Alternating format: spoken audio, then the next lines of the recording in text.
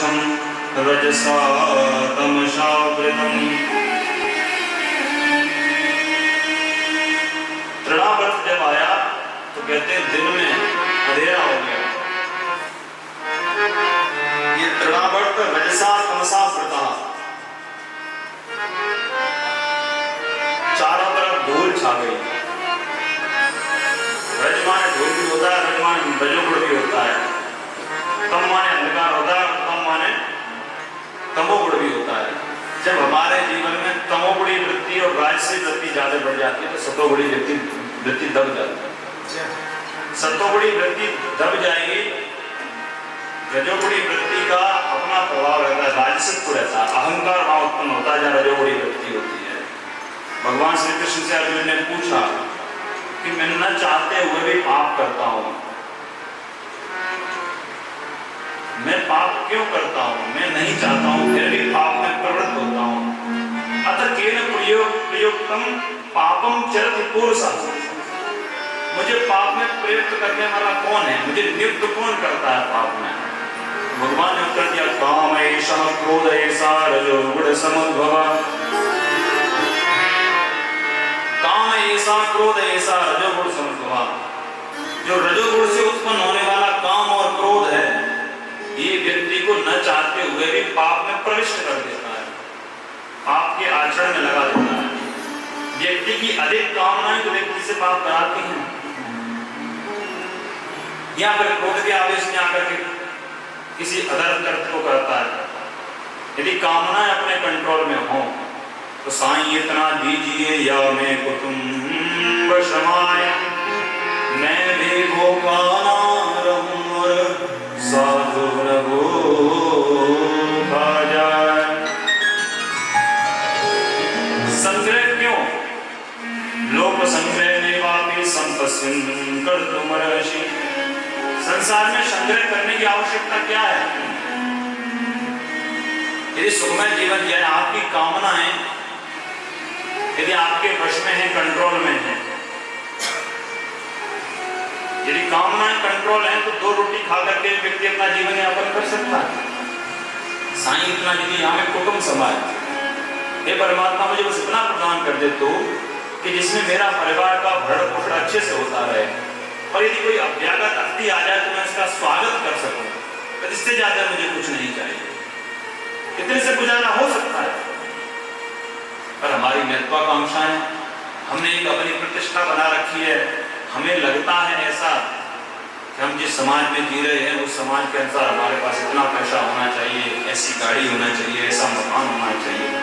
ये कामना है जो हमें न चाहते हुए, सब जानते हैं, जितने भी 2 नंबर का काम करने वाले लोग हैं उनसे पूछा जाए तो कहते हैं 1 नंबर से दाल रोटी भी नहीं चलती, 1 नंबर के काम से दाल रोटी नहीं चलती।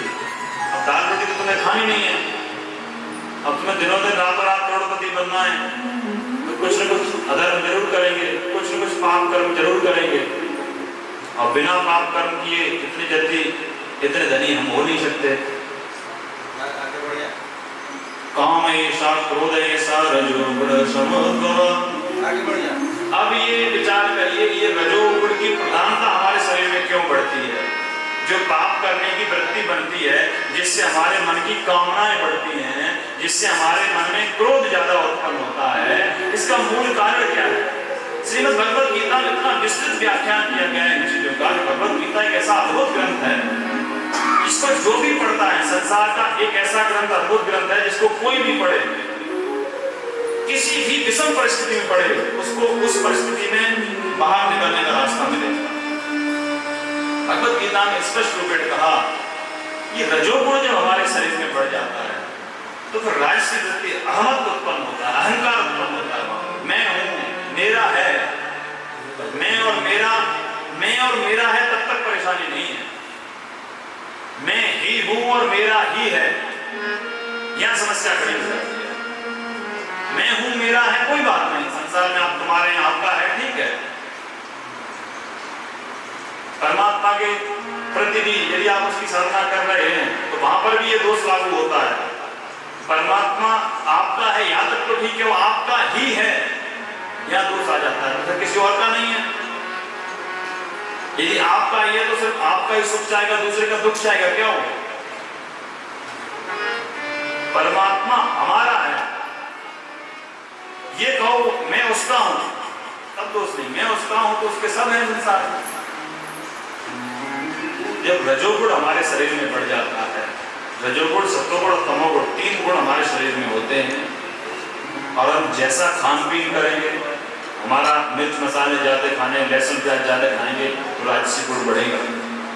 इसका संबंध बहुत छोटी छोटी चीजों से, फलहार लेंगे, सात्विक चीजें खाएंगे, सात्विक गुण बढ़ेगा हमारे अंदर, और सात्विक गुण बढ़ेगा तो हमारे अंदर जो हमारी थिंकिंग है, जो हमारी सोच है, वो सब कर्मों की तरफ प्रेरित होगी, सब अच्छे कर्मों में रहेगी। हमारे हृदय में दया आएगी, हमारे हृदय में करुणा आएगी, हमारे हृदय में सौहार्द भाव उत्पन्न होगा, जीव के प्रति दया भाव उत्पन्न होगा।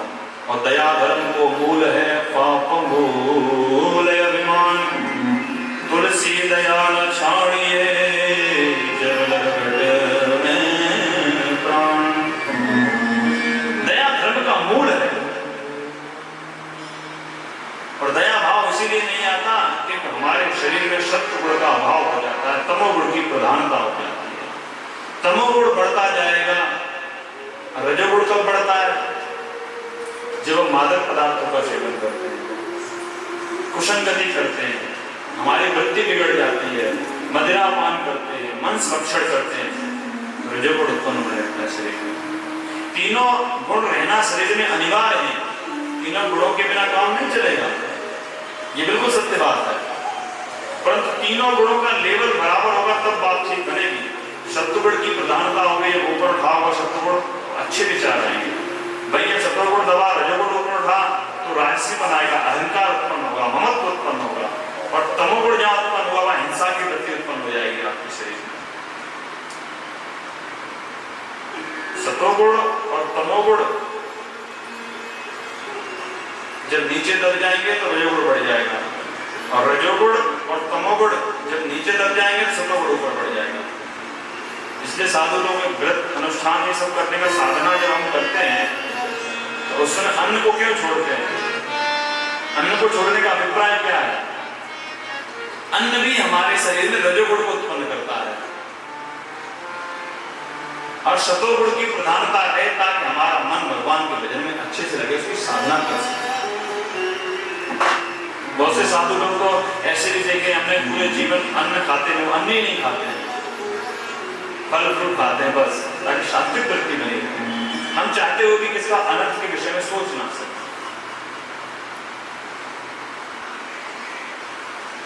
अगर ऐसा होता है